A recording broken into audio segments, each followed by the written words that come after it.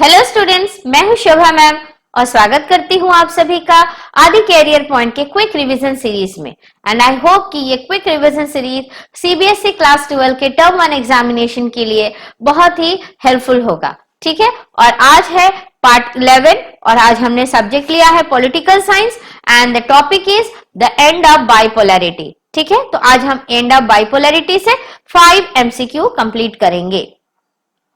Student, आप मेरे Telegram channel को ज्वाइन कर सकते हैं which is in the name of आदि career point.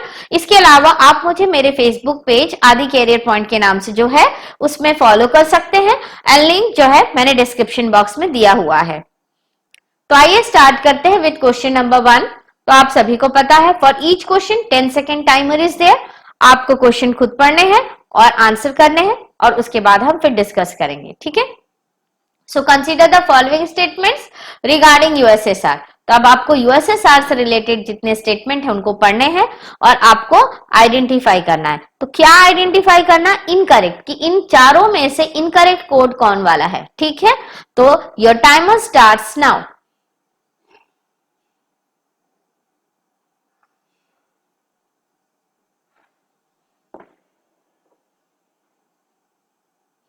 Yes, times up. तो आई होप कि आपने पढ़ा होगा क्वेश्चन और सही आंसर किया होगा।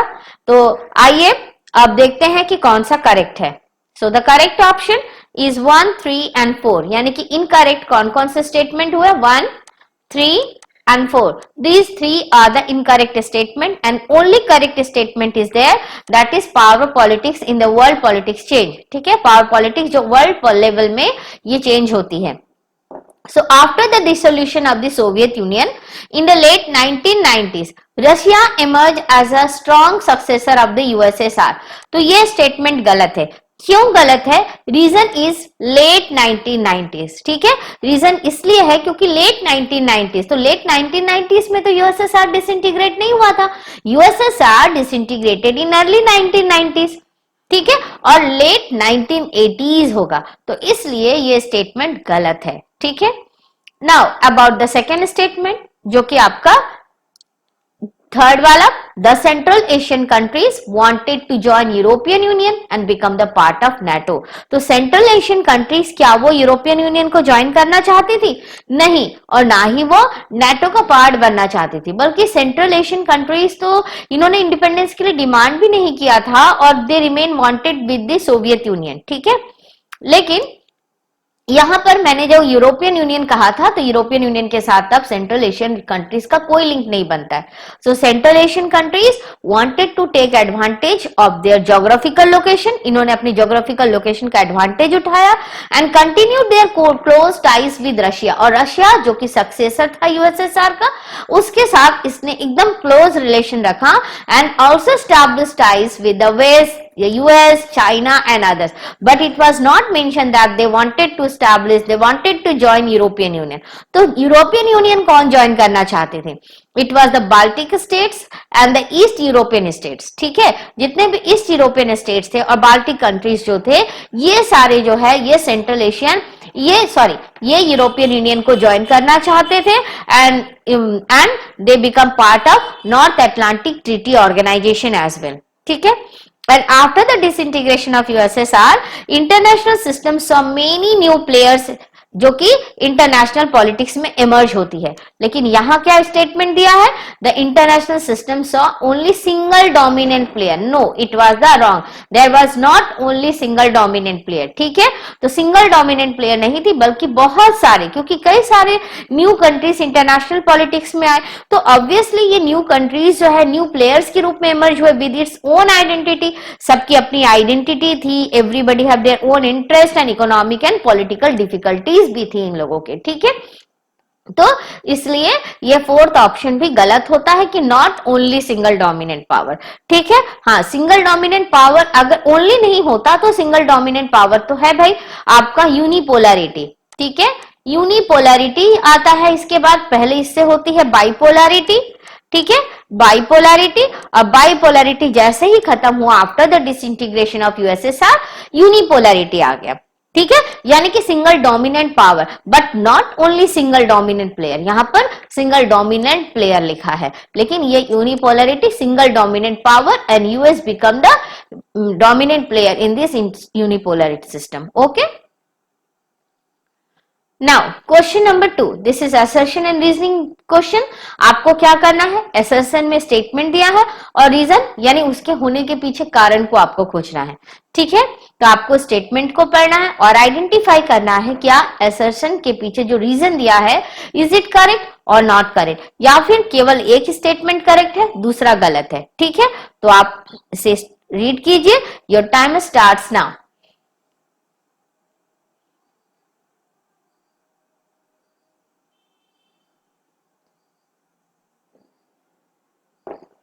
Yes, time's up students. So let's check the correct answer. Correct answer is option C. ना ये A है ना B है. A is incorrect but reason is correct. ठीक है, तो बात क्या है, A में assertion में क्या स्टेटमेंट दिया, that is Incom Bank, रशिया's first largest bank. Incom Bank जो कि रशिया's first largest bank कहा गया, no, it was the second largest bank. Okay, it was the second largest bank that went through bankrupt in 1988 and shock therapy brought ruin to the economies of post-Soviet countries. Yes, obviously जितने भी post-Soviet countries थे उन सभी की economy को shock therapy ने पूरा खत्म कर दिया था, पूरा रुइन कर दिया था. बहुत सारे प्रॉब्लम्स फेस करने पड़े. Largest garage sale in history होता है, जितने भी वैल्यूएबल इंडस्ट्रीज थे उनके प्रोडक्ट को डिवैल्यूड किया गया, इन्फ्लेशन होता है, रबल जो रशियन करेंसी है उसका भी प्राइस डिक्लाइन होता है. तो कई सारे प्रॉब्लम्स जो है शॉक थेरेपी की वजह से देखने के लिए मिलता है. ठीक है, तो उनमें से एक था इनकम बैंक जो कि रशिया का सेकेंड लार्जेस्ट बैंक था.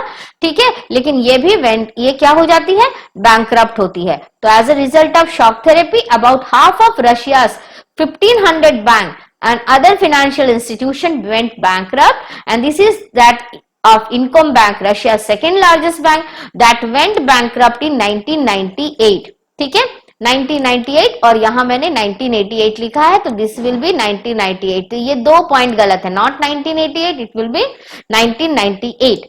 ठीक है, as a result the money of 10,000 corporate and private shareholders was lost along with the money kept in the bank by customers. तो कस्टमर्स के भी पैसे चले गए, कॉर्पोरेट एंड प्राइवेट जो शेयर होल्डर्स थे उनके पैसे भी पूरी तरह से खत्म हो गए. ठीक है, now question number 3, the USSR disintegrated because. तो अब आपको इसमें से आइडेंटिफाई करना है कि what is the reason behind the disintegration of USSR. Your time starts now.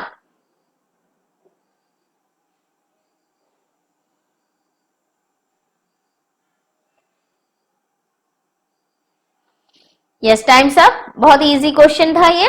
I hope कि सभी के आंसर करेक्ट हुए होंगे. The answer option is B. तो the USSR disintegrated because of only military means only, no, not only because of the military means, क्योंकि military reason तो अकेले तो था ही नहीं, है ना. अकेले मिलिट्री रीजन तो नहीं था, पॉलिटिकल रीजन भी था, सोशल रीजन भी था, सोशल जो है सोशल सिस्टम का भी प्रॉब्लम हो रहा था, पॉलिटिकल सिस्टम का भी था, मिलिट्री सिस्टम का भी था. यानी एट ए टाइम बहुत सारे प्रॉब्लम्स थे. और सोवियत यूनियन कभी भी जो है यूएस के साथ डायरेक्ट वॉर में तो गया नहीं कि मिलिट्री मीन्स की वजह से डिक्लाइन हो जाए, ऐसा भी नहीं हुआ.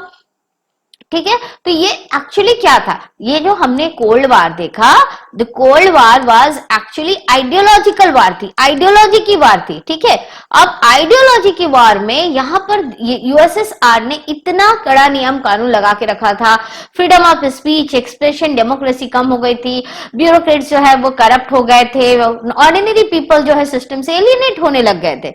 तो ऐसे में जब कॉमन पीपल सिस्टम में अपने भविष्य को नहीं देखता है, अपने लिए बेटर नहीं देखता है, तब वो क्या करते हैं, रिवॉल्यूशन करने लगते हैं, तब वो रिवोल्ट करने लगते हैं. तो ऐसा ही हुआ. तो it was actually as a result of mass action by ordinary men and women. ठीक है, ऑर्डिनरी वुमेन एंड मेन ने मिलकर के मास एक्शन किया, जिसकी वजह से ये डिसइंटीग्रेट हुआ. नेक्स्ट यहाँ पर रीजन दिया है that most of the leaders of the Communist Party disillusion with the reform activity of Gorbachev. अब ये गलत क्यों है, देखिए, अब कोई कम्युनिस्ट पार्टी के लीडर्स अगर गोर्बाचेव की रिफॉर्म पॉलिसी से खुश नहीं है तो क्या इससे यूएसएसआर डिसइंटीग्रेट होगी? नहीं, वो तो अपने ट्रेडिशनल सिस्टम को कंटिन्यू करना चाहते हैं. वो अपने पावर को उसी जगह रखना चाहते हैं। वो तो यूएसएसआर के लोगों को कोई फ्रीडम नहीं देना चाहते थे, जो कि गोर्बाचेव ने किया। गोर्बाचेव ने पॉलिटिकल और इकोनॉमिक रिफॉर्म किया था, जो कि कम्युनिस्ट पार्टी के लीडर्स को पसंद नहीं आया। उनको ऐसा लगा कि वो सिस्टम के अगेंस्ट जा रहे हैं, बहुत ज्यादा लोगों को फ्रीडम दे रहे हैं, तो ये गलत है। तो इसलिए ये रीजन भी नहीं होगा, और अकेले मिलिट्री मीन्स भी नहीं होगा। So that's why option B is the correct one. Okay, yes. Now fourth question, arrange the following events in chronological order. तो आपको इन इवेंट्स को क्रोनोलॉजिकल ऑर्डर में अरेंज करना है, ठीक है। तो आपका टाइम स्टार्ट होता है अब। स्टूडेंट्स, ये इवेंट्स जो है आपके यूएसएसआर के डिसइंटीग्रेशन के इवेंट से रिलेटेड है, कि कौन सा कब हुआ और किस तरह से लास्ट में जाकर सोवियत यूनियन पूरी तरह से खत्म होती है। तो आपको उन्हीं इवेंट्स को आइडेंटिफाई करना है, ठीक है। तो आपका टाइम खत्म हो गया। आइए चेक करते हैं कि करेक्ट आंसर क्या है। The correct answer is option A. तो Soviet Union declares that Warsaw Pact members are free to decide their own future. This is the first one. तो ये कब होता है कि सोवियत यूनियन ने डिक्लेयर किया that Warsaw Pact members are free to decide on future? तो it was in 1989 October, ठीक है। 1989 अक्टूबर को जो है सोवियत यूनियन के पार्लियामेंट ने क्या डिक्लेयर किया, दैट वर्सा पैक्ट मेंबर्स जो है ये अपना फ्यूचर खुद डिसाइड कर सकते हैं, उनको फ्रीडम दे दिया, ठीक है। और इसके बाद नवंबर महीने में, in the same year, in the month of November, Berlin Wall fall in November, ठीक है। यानी बर्लिन वॉल का गिरना ही सबसे बड़ा सिंबल था of the disintegration of USSR. Now point 2, that is monopoly of Soviet Communist Party over and permits multi-party politics। तो अब ये कब होता है? It was in which year? It was in 1990 February, ठीक है। ये आपका होता है 1990 फरवरी के महीने पे। स्टूडेंट, यहां पर एक बहुत इंपॉर्टेंट पॉइंट ध्यान देना है। देखिए, पहला पॉइंट तो ये पता चल रहा है कि दिस इवेंट हेल्ड इन 1989, लेकिन बाकी के जो 3 इवेंट है ना, वो सेम ईयर में हो रहे हैं, 1990, 1990, 1990। तो अब आप इसे क्रोनोलॉजी में कैसे अरेंज करेंगे? ये इस तरह के क्वेश्चन जरा डिफिकल्ट होंगे, क्योंकि हाई थिंकिंग ऑर्डर क्वेश्चन भी तो दिया जाता है, ठीक है।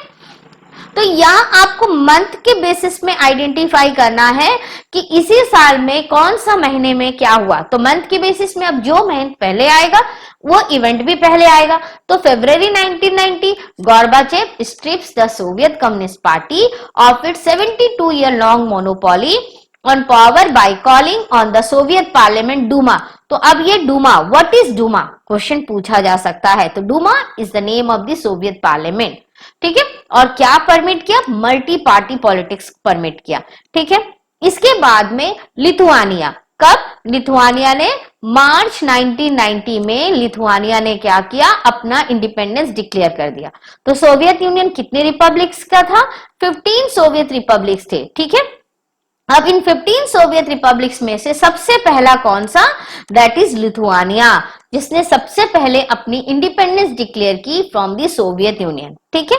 अब उसके बाद लास्ट में 1990 June, Russian parliament declares its independence from the Soviet Union. Russian parliament ने भी खुद अपना इंडिपेंडेंस सोवियत सिस्टम से डिक्लेयर कर लिया, and Russia become the successor of USSR. Okay, तो आई होप कि ये सारे पॉइंट आपको समझ में आ गए होंगे। Now, the last question.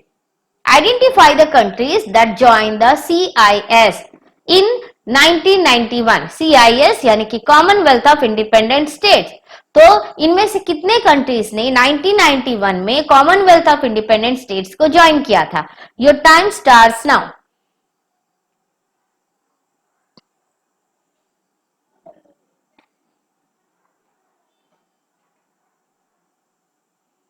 Yes, time's up. So let's take the correct answer. Correct answer is option B, 1, 3, 4, 5. ठीक है। Kazakhstan, Russia, Belarus, Azerbaijan. These are the 4 countries that joined the Commonwealth of Independent States in 1991. But on the other hand, Georgia joined Commonwealth of Independent States later on. ठीक है, इसने 1993 में CIS को join किया था। तो 1991 दिसंबर में Russia, Belarus and Ukraine they decide to annul the 1922 treaty on the creation of the USSR. ठीक है, तो 1992 की ट्रीटी जो कि क्रिएशन ऑफ यूएसएसआर से डील करती है, इसको इन्होंने खत्म किया and they establish the commonwealth of independent states. ठीक है, तो name the country that establish the commonwealth of independent states, तो वो कौन कौन सी है? It is Russia, Belarus, Ukraine. These are the three countries that established the Commonwealth of Independent State. By annul which treaty? By annul the 1922 treaty on the creation of the USSR. Okay? अब इसके members कौन कौन बने? Armenia, Azerbaijan, Moldova, Kazakhstan, Kyrgyzstan, Tajikistan, Turkmenistan and Uzbekistan. ठीक है, ये सारे countries they join CIS in 1991। ठीक है, but Georgia joins later in 1993 and Russia take over the USSR seat in the United Nations as a permanent 5 members के रूप में। ठीक है, Russia become the permanent member, that become the member of the P5 permanent member। किसका? United nation security council का। ठीक है, तो इसलिए जॉर्जिया जो है वो आपका आंसर नहीं होगा, क्योंकि क्वेश्चन में 1991 में कौन कौन से कंट्रीज जो है कॉमनवेल्थ ऑफ इंडिपेंडेंट स्टेट्स को उन्होंने ज्वाइन किया था, they become the part of Commonwealth independent state. Okay, तो that's all for today session. I hope कि आपको सारे क्वेश्चन समझ में आए होंगे।